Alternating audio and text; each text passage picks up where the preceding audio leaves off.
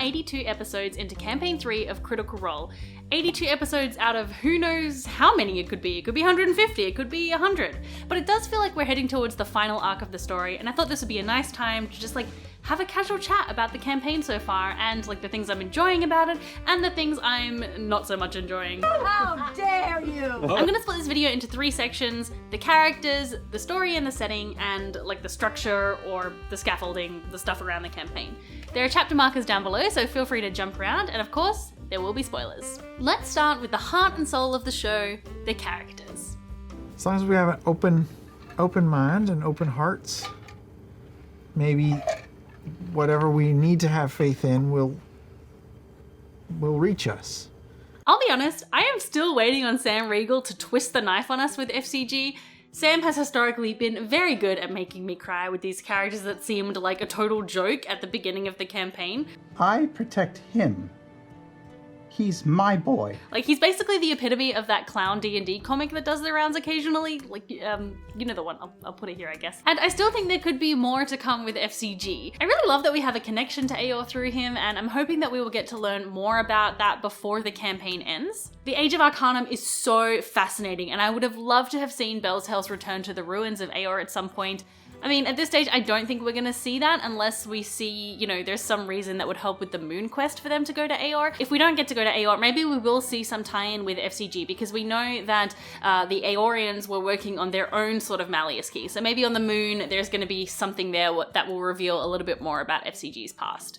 I have always wanted family.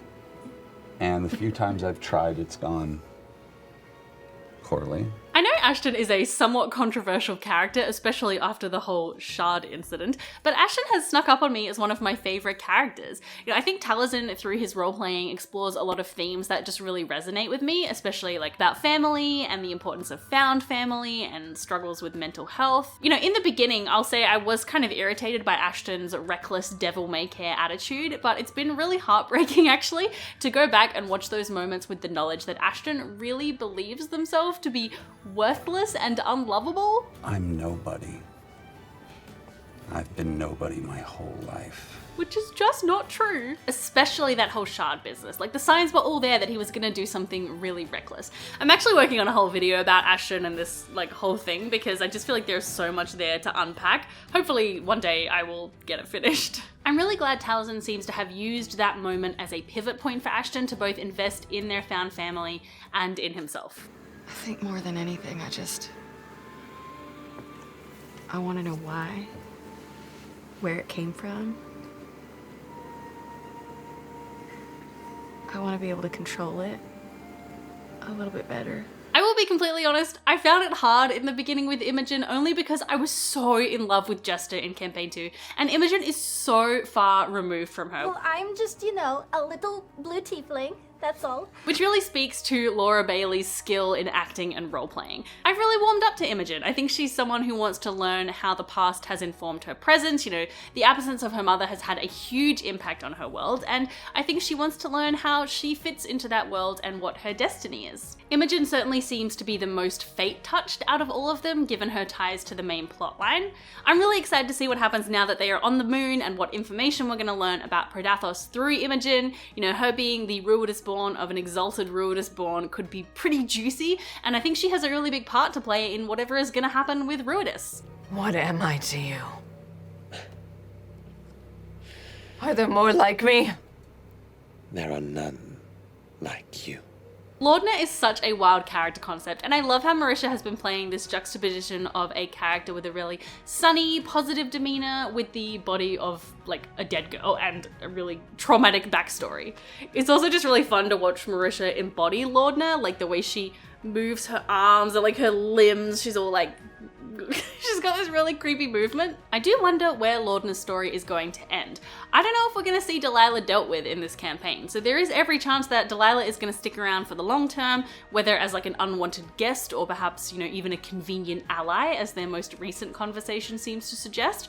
I'm sort of in two minds about this because I think Delilah is a really fun character, and, I'm happy that she's still around, but on the other hand, I'm also when is this woman gonna die? Like, seriously. In general though, my biggest hope for Laudner is, like, I just want her to heal and move on from her traumatic past. I'm curious to know if she's ever going to reach the point where she wants to try and find family in Whitestone. Like, she's never really mentioned it, and her, you know, her parents are probably dead, but she might have other family members who survived the Briarwood attack who could still be there. Ultimately, I just want her to be happy. Speaking of characters I want to be happy. I want to see this through. I want to get it done.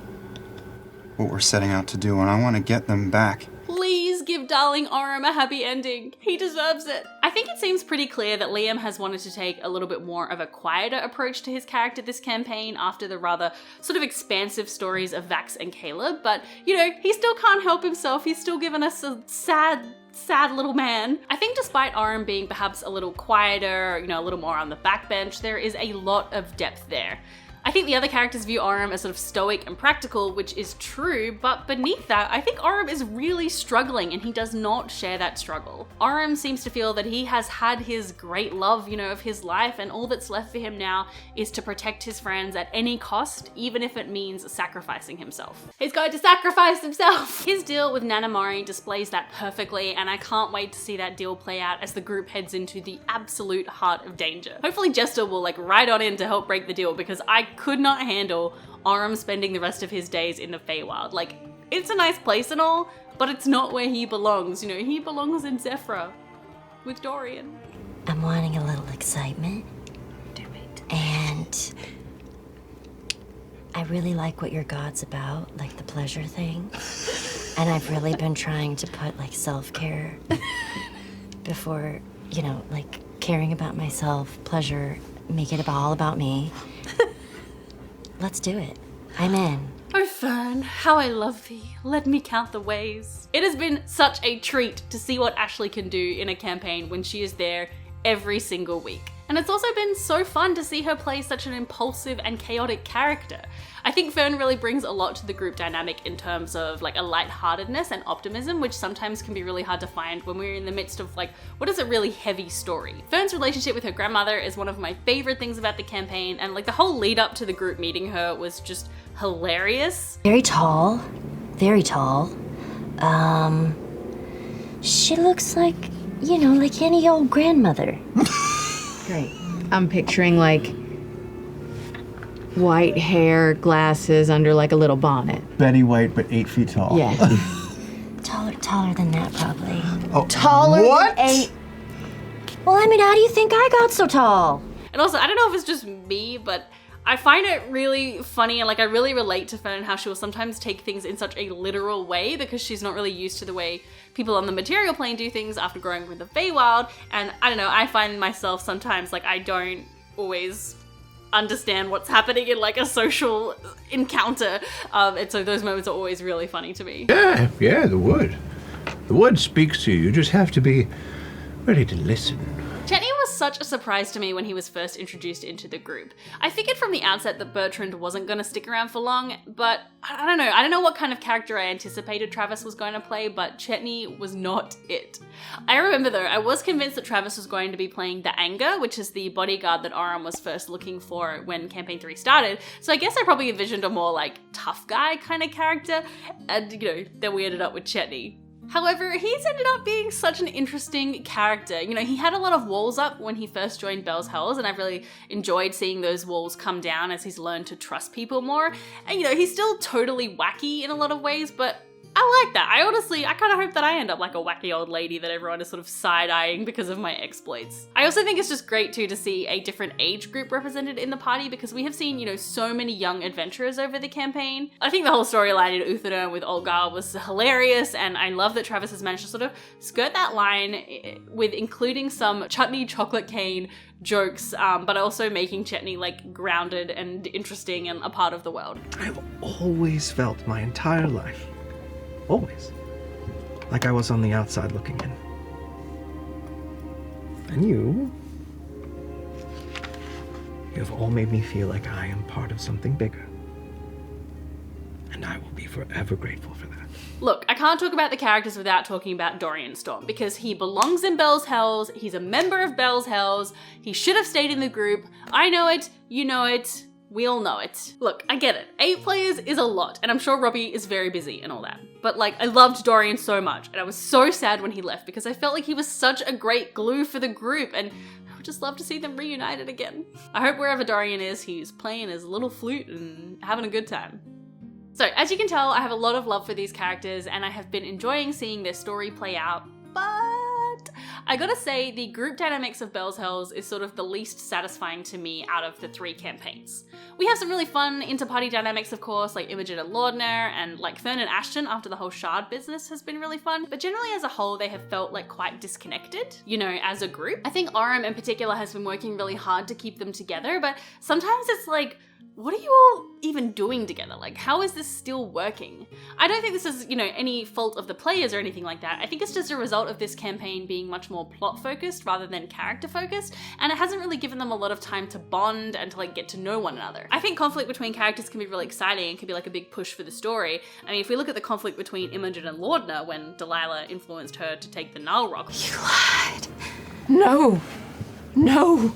That had me biting my nails for several episodes. And of course we have numerous examples from Campaign 1 and Campaign 2 of inter-party conflict making for a good story, like... What's my mother's name? But for some reason, it just feels like it has been mostly conflict with Bell's Hells, or at least the threat of conflict is there. I mean, Ashton is constantly remarking on how every single one of them is like a ticking time bomb, ready to betray the party at any moment. We are a collection of fucking time bombs. And the possibility that any of us was going to do something stupid and hurt one of us was real and is still real. Yeah, this could be me looking at prior campaigns through like rose-colored glasses, and I'm sure I'm forgetting, you know, things, but I do wish the group had more time to explore those party bonds and really draw on those as fuel for the story. Alright, so straight off the bat, I'm still so gagged that we are getting a Moon is Cursed plotline after Matt has been teasing for years and years that something was up with the moon. It's just so freaking cool to me, and one day I hope that like I can have a world that I've built where it's like multi-spanning and I can have little seeds over here that don't come out until like way later. Just the reveal that there were 2 previous gods in the pantheon that had been eaten was such a shocking and juicy moment, and I love that despite there being like several books like set in Exandria, there is still so much left to discover. With that said, I'm not a huge fan of the time pressure that the Predathos story has placed on the campaign. Basically, since like episode 30, the race has been on to learn about what was happening on the moon, to get to the Malleus key site, and to stop Ludinus. You know, it's just sort of been go, go, go the whole time. And while we have had time for some little side moments, like Chetney's visit to the Gorgonai, or like visiting Uthadern, and finding a cure for Keyleth, there like has always been this sense of urgency, which means they haven't really lingered anywhere. The biggest disappointment for me in this regard was when Team Isilra visited a location very close to Ashton's birthplace where the Hashari catastrophe happened, and like they didn't go there. They were right there and they didn't go because they had this urgency to get back to the other group and like continue following the moon threat. That would have been such a wonderful time to learn more about Ashton's past and family and everything, and I know it feels like we've had a lot of Ashton airtime lately, but prior to the Shard stuff, the campaign hadn't shone really any light on Ashton at all. Another example is when they went to the Shattered Teeth, a place that they were so hyped to go to because it is such a cool location, and it feels like they were there for barely any time at all. Although I will admit the pirate ship was like an absolute highlight of the campaign for me. I know Campaign 2 got a lot of fair criticism for being fairly meandering and without too much direction, but I actually really liked that because it felt like we got to spend time in so many places and explore just like a bunch of different stories connected to the characters. Even though we have visited quite a few locations in Campaign 3, I just don't really feel connected to many of them. I think this might be because like in Campaign 2 in particular, the characters had a lot of home bases. There was the lavish chateau in Nicodranus, their ship, the Ball Eater, and like the Jor House, and while they traveled a lot, it felt like they always had a home to return to, a home that was often tied to an important NPC like Marion or Essek. In Campaign 1, this home base was either Greyskull Keep or Whitestone. In fact, I made a whole video talking about why Whitestone is so important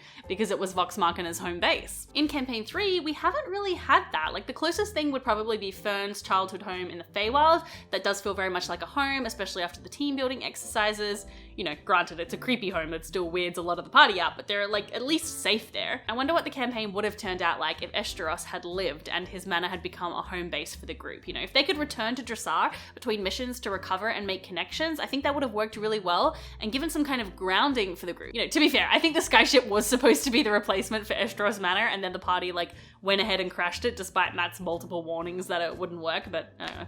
what are you gonna do? I think another reason it feels like we don't have too many ties and connections in this campaign is because a lot of the party members just don't have families. Chetney, his family left him a la Home Alone, and Deanna is who knows where.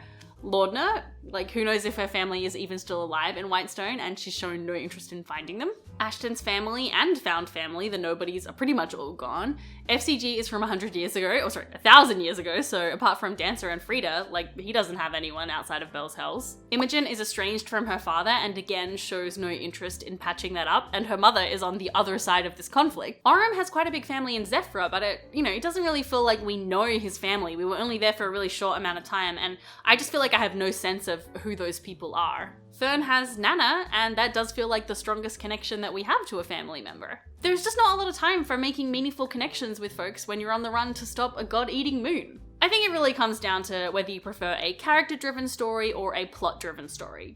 As you can probably tell, I prefer a character-driven story where the main purpose of the game is to explore the backstories and connections of the characters, whereas Campaign 3 is a much more plot-focused story. Almost everything is focused on the main plot. One is not necessarily better than the other, it just comes down to personal taste, and I think it's really good actually that Critical Role is changing it up and having a different focus for Campaign 3, even if it's not to my personal taste, because then it appeals to other critters. Alright, we're gonna do a sort of little rapid fire talk about the structure or like the scaffolding of Campaign 3. Let's start with the fact that the show is pre-recorded. I know this is a bit of a spicy issue because a lot of critters out there really miss the show being like actually live right there in the moment, happening at the same time as you're watching it, and I totally get that. For me though, it's never really been a priority because I almost always watch the show like the next day, and I've never really had that feeling of it actually being live. I think it's really great that they are prioritizing setting a good schedule balance. It is a lot to be up playing until like 11 p.m. on a weeknight when you've got work schedules and school drop-offs and family commitments, so it does make a lot of sense to pre-record. It also means we get less episodes where someone is missing because they're sick, and I think it's great that they can take holidays and breaks and whatnot. The only little quibble I have is sometimes you can really tell that it's been a long time between recordings, and they sometimes just completely forget what has happened, and I'm like, you have an in-house lawkeeper. I feel like that could be alleviated by like watching the episode or maybe just like reading Danny's recap. There are also some things that pre-recording allows them to do, like adding in fancy map shots, which I'm like a huge fan of. I would love to see even more of that, to be honest, and I think the show could benefit from like a little more post-production stuff, like health bars on the screen. You wouldn't have to do exact numbers, but just a visual representation of health, kind of like the way Dimension 20 does it, would be really good. They could even add little explainers of magic items or abilities in the corner box. I guess I could understand why they would maybe be hesitant to do that because, not only does it take like time and money to pay someone to do that, but the show already gets rules lawyered pretty hard, and if they weren't, using their abilities in exactly the same way it was saying on screen, it would probably add to that. Four-sided dive. What a weird show. I really applaud Critical Role trying something out of the box and trying new things, but Four-sided dive has honestly been really hit or miss for me, especially in the beginning. I've always hated that cold open where they're just sitting at the bar, not looking at the camera, talking about, who knows what. It just feels really awkward and like staged and not very friendly. It was also so strange to me that the show was called Four-sided Dive and the whole point was to roll to see who was hosting, but they didn't even have a dice cam for that moment or anything. I don't know, it just felt kind of weird. Plus, it felt like a lot of the like structure of the show and the gags and the bits were getting in the way of what most fans actually wanted, including myself, which was discussion about the campaign and the characters. They've been slowly moving away from that and like reducing the amount of bits and things. In fact, they did it so much so in the recent Four-sided dive that it almost came across as a little passive-aggressive in my opinion. But honestly, that has made it so much more enjoyable for me, the sort of moving away from those bits. Like, I still really like the fun games and stuff, but I just think it would work better as a standalone show rather than combined with a talkback show. It seems like they were really trying to move away from the format of Talks Marketer, which is understandable given everything that allegedly happened with Brian Foster, but I really think the show would benefit from having a regular host. And like, no shade, but the show really needs a host who knows what is going on in the campaign. I know a lot of critters regularly clamor for Danny to host the show, but I think Danny probably doesn't want to do it because it's just such a no-brainer for her to do it because she knows the show back to front, and I think they have gotta ask her to do it, and she's just said like she doesn't want to. I mean, I totally respect that, but I think that's probably what's going on. Still, there are tons of talented hosts and actors out there who are big fans of Critical Role and who would do a great job, including people who have guested on the show. I really don't think it would be that difficult to find the right person, and I think the show could really benefit from having a permanent host. Well, that about sums up my thoughts for Campaign 3, although I'm sure I've forgotten many things. I would really genuinely love to hear your thoughts about the campaign. You know, are you loving it? Did you stop watching it? What would you change if you could? Get in the comments. I also want to say a huge thank you to my patrons who have been very supportive of me and patient during my slightly longer than planned break from making videos. It's been a while. If you'd like to support the channel and make more videos about our favorite nerdy ass voice actors, you can sign up at patreon.com/Luboffin. Oh, and as I mentioned earlier, I did a whole video diving into the history and importance of Whitestone, both in-game and out of game. Personally, I think it's one of my best videos. If you want to check it out, you can watch it right here. Bye!